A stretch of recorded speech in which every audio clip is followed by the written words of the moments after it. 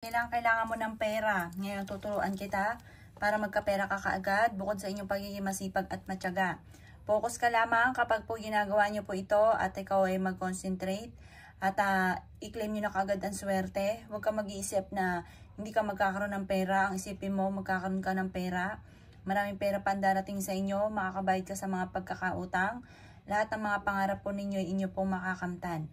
Basta positive ka kapag ginagawa nyo po ito at naniniwala ka na magkakapera ka kagad. Ngayon po, isulat nyo po dito kung magkano amount na matagal mo na ang pinapangarap. Halimbawa, gusto po ninyo na magkaroon ka agad ng pera na 50k dahil may babayaran ka ngayong utang. Halimbawa, gusto ko magkaroon ng 50k. 50k. Yan. Makakabayad. Sulat nyo po dito,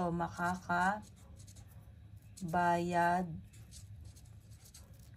agad ako sa aking mga utang. Ganyan mga boss. Pagkatapos, sa pamamagitan ng aking sipag at tiyaga at pananalig sa mahal na Panginoon, makakabayad na ako sa aking mga pagkakautang at hindi na ako mamumblema pa kahit kailan. Siksikliglig at umapot, maraming pera ang darating sa akin, positive lang, kiniklaim ko na ang swerte. Yayaman ako at maging matagumpay, makakabayad na ako sa lahat ng aking mga pagkakautang, hindi na ako mamumblema sa pera. Lahat ng aking mga pangarap ay aking makakamtan.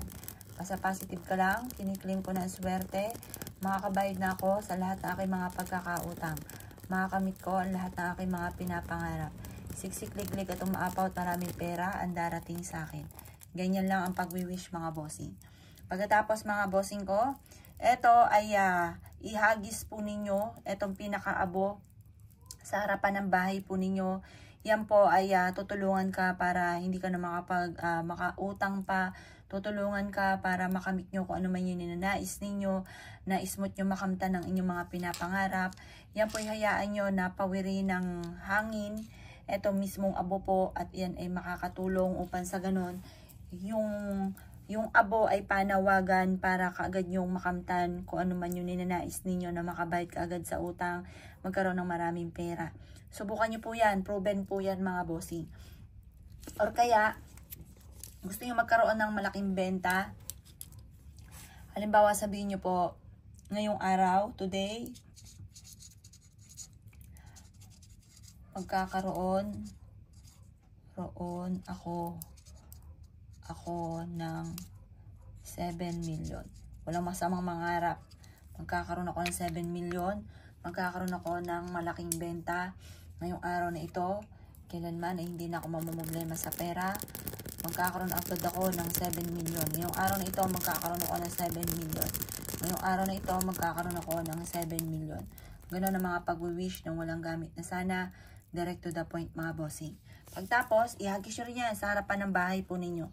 Sa may pintuan po ninyo. Makakatulong po yan para yung abo ay panawagan para mabilis na makaptan kung ano man yung ninanais po ninyo. Yung amoy po niyan mga boss ay nakakatulong para magtawag ng swerte, magtaboy ng mga negatibong espiritu sa loob ng inyong tahanan, sa inyong negosyo. Makakatulong po yan para masigit na lumebel up ang swerte at makamit kaagad yung mga pinapangarap.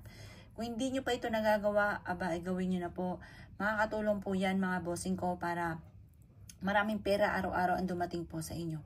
Kaya ako ikigagawa ng ganyan, pinakamagandang araw, Tuesday or Friday.